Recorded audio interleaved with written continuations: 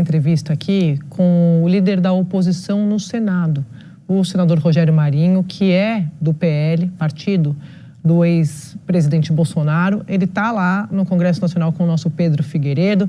Senador, boa tarde para o senhor, seja muito bem-vindo. Queria começar perguntando, repercutindo a entrevista do presidente do PL ontem aqui, o Valdemar Costa Neto, contando inclusive de uma conversa que o senhor também participou com o líder Sóstenes, com o ministro Gilmar Mendes, lá no começo dessa articulação toda por esse pacote, sobre até onde dava para ir, né? E que ali a conversa era mais sobre o foro privilegiado. Eu queria perguntar para o senhor sobre o projeto da anistia, qual é esse projeto alternativo que os senhores estão discutindo no Senado, alternativo ao texto que está sendo debatido na Câmara? Oi, André, deixa eu dar um oi aqui. Tudo bem, senador? Como é que o senhor está? Muito obrigado por participar com a gente aqui do Estúdio I. Boa tarde, seja bem-vindo. Obrigado, Pedro. Bom, André, esse texto que está sendo discutido pela imprensa, ele começa a ser falado em abril. Nós estamos em setembro. Eu já tenho 60 anos, posso não parecer, mas já tenho 60 anos, 61. E eu escutava um adágio popular que diz, é a cabeça de bacalhau ou a orelha de freira, né, que ela fica encoberta com capuz. Eu não conheço o texto, né? Eu não vi o texto. Você viu, mande para que a gente possa olhar e a gente pode debater. Por enquanto, me parece que é muito mais uma ideia, uma vontade, uma intenção do que uma materialização de uma proposta. Agora, líder, a minha dúvida é a seguinte. Oi, André, quer fazer um complemento? Só para eu complementar aqui no senador, a minha pergunta. Eu não vi o texto, né? Não estou participando das conversas. O presidente do Senado, Davi Alcolumbre, disse que tem uma discussão alternativa ao texto que está sendo discutido na Câmara. Então, a minha pergunta agora é: anistia para quem o senhor defende quando o texto for discutido no Senado? Ok. Bom, primeiro eu acho que ela vai começar na Câmara. Se o presidente Davi Alcolumbre tomar a iniciativa de começar a discussão aqui no Senado, será muito bem-vindo. Agora, para nós, é evidente que não há possibilidade de aceitarmos uma anistia seletiva por todos os argumentos que eu tenho ouvido, inclusive dos senhores, da Globo e dos demais veículos de comunicação, né? Até porque essa proposta, ou pretensa proposta que é dada, é tipo, olha, vamos resolver anistiar só aqueles que participaram da invasão. Ora, a invasão é justamente o pretexto para linkar com um pretenso também golpe de Estado que nunca houve. E as pessoas dizem, mas pode ser declarado inconstitucional porque não se anistia quem pratica golpe de Estado. Ora, como é que você vai anistiar 1.500 pessoas e não anistiam 3 ou 4 pelo mesmo motivo? Para mim é muito esquisito, né, que nós estejamos hoje com um debate interditado, não é pela pressão de opinião pública ou de parlamentares ou de agentes políticos, é de um outro poder que tutela, intervém e interdita o debate nessa casa. Nós estamos numa situação muito ruim no Brasil. Essa anistia... eu só concluí, quando o senhor André, fala de anistia nós seletiva... estamos numa situação muito ruim, porque você tem um Congresso que representa o povo que está impedido de se manifestar contra ou a favor, porque pretensamente tem que ouvir primeiro um outro poder, que é o Supremo Tribunal Federal, que só deveria ser provocado caso algum cidadão, alguma empresa, alguma entidade fizesse arguição de inconstitucionalidade. Aí sim eles poderiam conversar a respeito do tema. Mas no Brasil virou tudo de ponta cabeça, né? O agente político mais importante do Brasil hoje é o Supremo Tribunal Federal. Pois não. Eu já peço desculpas para o senador, porque eu tô com um pouco de delay. Então, se eu falar em cima, senador, é por causa disso. Então, já peço desculpas. Então, o que o senhor está dizendo, quando o senhor fala de anistia seletiva, o texto que o senhor defende é anistia incluindo o ex-presidente Bolsonaro, é isso? Não, ampla. Não é possível nós falarmos de anistia num país que tem toda uma tradição de reconciliação e de pacificação, olhando pelo retrovisor.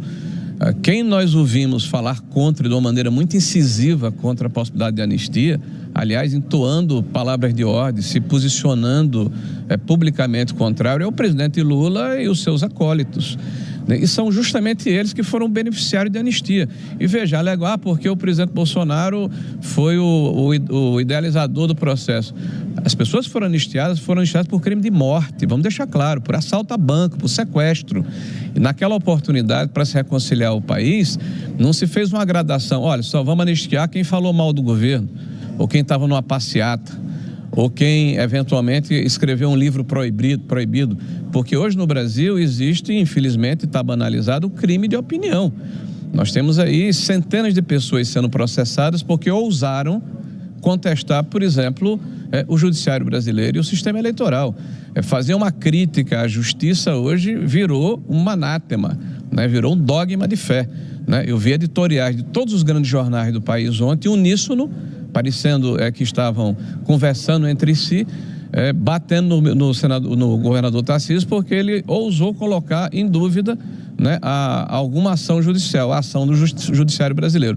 Eu tenho certeza que o que ele quis dizer é que existe no judiciário brasileiro, na alta cúpula, decisões políticas, ministros que falam politicamente, que se posicionam politicamente, e isso realmente causa um desconforto, porque cada um no seu quadrado.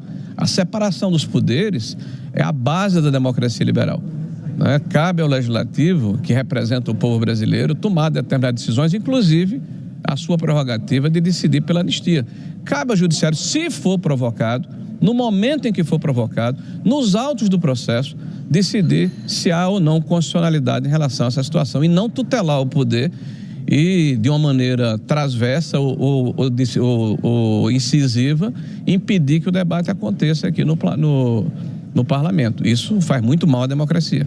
Agora, líder, teve uma ocupação da mesa diretora do Senado e o que a gente, enfim, apurou é que parte dessa desocupação se deu, em parte, por um acordo com o presidente Davi de que pautas que avancem na Câmara dos Deputados não serão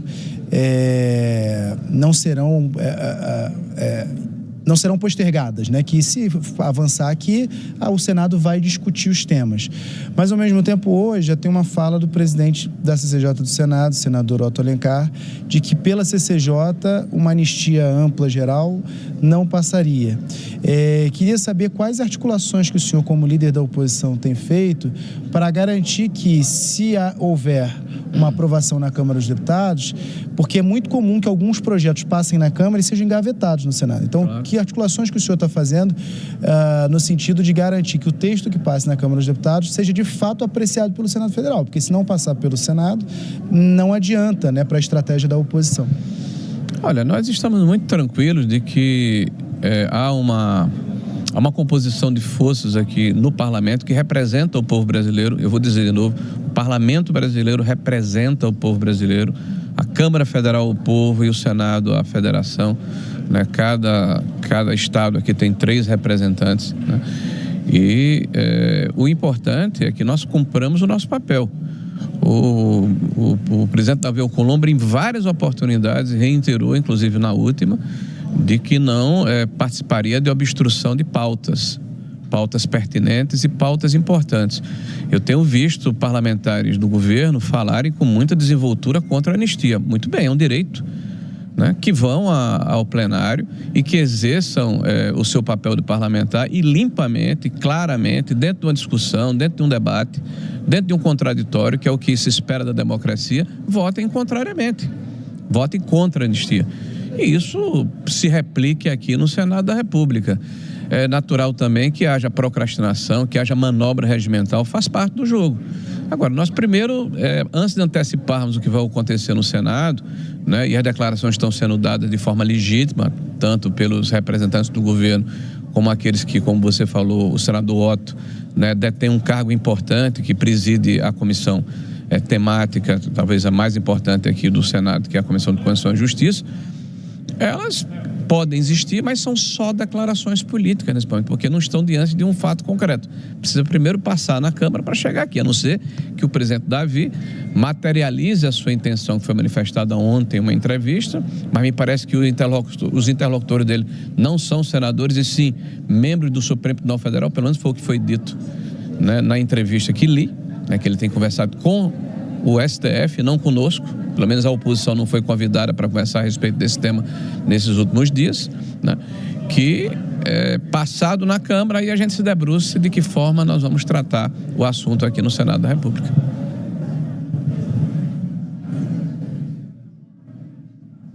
Thomas Trauma tem pergunta. Thomas.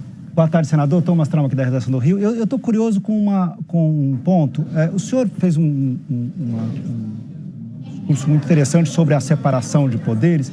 Isso me parece contraditório com o fato de que, na semana passada, como disse o presidente do PL, o senhor recebeu o ministro do Supremo Tribunal Federal, Gilmar Mendes, para discutir justamente pontos que não chegaram ao Supremo ainda. Naquele caso, ou seria a questão da PEC das prerrogativas ou até mesmo a anistia. Não tem uma contradição entre esse discurso que o senhor fez agora com esse encontro com o ministro Gilmar Mendes na sua casa? Bom, primeiro, o encontro não foi lá em casa, nem foi na semana passada, eu acho que já faz uns 40 dias. Né? E outra coisa, nós fomos convidados, eu não pedi para fazer essa conversa.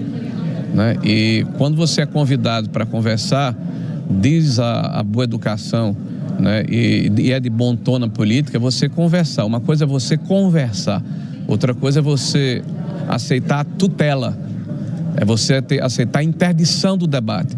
É você aceitar a provocação, é você aceitar a ameaça, implícita ou explícita. Tipo, olha, se vocês votarem, nós vamos mudar o rito, por exemplo, da aplicação do orçamento.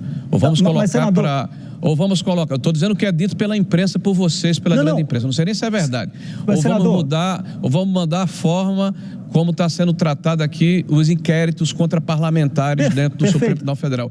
Isso é abjeto, é deplorável, é detestável, isso avilta a democracia e, na minha opinião, nós todos deveríamos estar repudiando e não banalizando esse tipo de comportamento. Senador, eu não estou dizendo que o senhor foi ameaçado, eu estou querendo saber, o senhor teve uma... Eu não estou dizendo que eu fui ameaçado, eu estou dizendo que o parlamento está sendo ameaçado, não estou dizendo que eu fui ameaçado. Senador, por favor, calma. Pois não. Claro, senador, o que eu estou dizendo é o seguinte, o senhor teve uma conversa com o ministro Gilmar Mendes, ontem esteve aqui o presidente do seu partido, que conversou, que disse pra gente que temas como a questão das prerrogativas, a anistia foram tocados. Então eu só queria que o senhor pudesse esclarecer qual foi então, como foi essa conversa. Quer pegar o meu outro... Tá. Olha só, Thomas, o senador parou de escutá-lo aqui, mas eu vou repetir a sua pergunta para ele. Senador, o Thomas perguntou o seguinte, que ontem o presidente do seu partido, Valdemar Costa Neto, esteve no Estúdio I e disse que o senhor teve uma conversa com o ministro Gilmar Mendes em relação à questão das prerrogativas e outros temas que dizem respeito ao parlamento. E ele quer saber qual foi o teor, portanto, dessas conversas. Bom, eu tive essa conversa, na verdade eu fui convidado pelo ministro Gilmar, fui na casa do ex-deputado Rodrigo Maia, estive lá com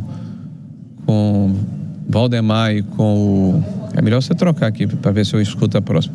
Com Valdemar e com Sóstenes, e a conversa eu não fui autorizado a revelar o que aconteceu na conversa. Foi dito que era uma conversa reservada. Como ela vazou, eu confirmo que houve a conversa. Mas eu, até por uma questão de respeito, né, foi dito que a conversa era reservada e eu prefiro que ela continue assim, a não ser que quem pediu a reserva abra mão desse pedido que foi feito. Acho que já restabelecemos aqui, acho que ele já vai ouvir a próxima pergunta. Eu estou sem som nenhum. Ah, é que o senhor tirou o fone, peraí, cadê o fone? O senhor tirou. Tirou aqui, o ponto. Só um minutinho, aqui, ó. Isso. Aqui, o Otávio Guedes já vai se preparando para fazer a próxima pergunta aqui. Muito obrigado. Não vou alegar que você está aqui praticando algum abuso. Pronto. Pode falar, Otávio. Está ouvindo, senador? Agora sim, Otávio. É o Otávio, prazer falar com o senhor novamente. Senador, só um ponto aqui, que a anistia de 79, ela não foi ampla, geral e restrita. Os crimes de sangue, ou seja, os guerrilheiros, quem matou, não foi beneficiado pela anistia. Mas sim crimes conexos de militares, ou seja, os militares que cometeram crime de sangue foram anistiados. Mas os guerrilheiros não. Feita essa ponderação, o senhor falou em anistia seletiva. Como a de 79 foi. A minha pergunta, é justo uma pessoa do 8 de janeiro que foi lá, pichou uma estátua, pegar a mesma pena de um comandante, um líder, que, por exemplo, um general que planeja matar, que tem documentos planejando matar autoridades, é justo você botar tudo no mesmo barco? Bom, Otávio, primeiro, se a anistia de 79 perdoou crime de sangue, não perdoou crime de sangue, vamos usar o mesmo critério. Quem matou alguém ou quem feriu alguém está fora da anistia, né? Então, os demais teriam abarcados pela anistia. Mas em relação à pergunta que você faz, é evidente que não. Você querer pegar uma pessoa que pichou de batom uma estátua e apenar ela com 14 anos, ou alguém que estava dentro da sala, porque sentou na cadeira do presidente do STF ou de algum ministro, pegar 17 anos de prisão, pessoas sem nenhum antecedente criminal, estarem tendo penas desse tamanho. Agora, é evidente, ninguém é inocente. Isso está sendo feito justamente para justificar uma pena de 30, de 40 anos para o presidente Bolsonaro. O sistema quer retirá-lo do processo eleitoral. Então, isso é um grande processo e vejam a contradição. Nós aceitamos anistiar essas pessoas que invadiram de 8 de janeiro. Porque elas foram massa de manobra. Agora eles acham que é massa de manobra, eles aceitam que é massa de manobra. Que aquilo era um exército de Brancaleone que nunca quis e nunca teve intenção nem condição de derrubar ninguém. Senhoras, idosos, pessoas portando bíblias e tal. Mas não pode anistiar o Bolsonaro. Por que não pode anistiar o Bolsonaro? Porque o argumento é que o indulto não foi concedido porque era crime contra a democracia. Ora, se é crime contra a democracia invadir ou perpetrar a ação de tentar violentamente, como foi dito pela acusação e corroborado pelo ministro, acabar o Estado de Direito, aí é crime também planejar isso não é contra a democracia ou contra o Estado de Direito. Então, uma contradição tão grande. E a maneira como esse processo tem sido feito, a demonstração a cada depoimento, a cada prova apresentada, né, de que há vício processual, que não houve amplo direito de defesa, que se prendeu de forma industrial, que o juiz se coloca o tempo todo como vítima, que pré-julga, abre o processo fazendo um discurso de 15 minutos sobre política, se coloca como se fosse o ministro da Economia, né? Pré-julga o processo antes de julgar.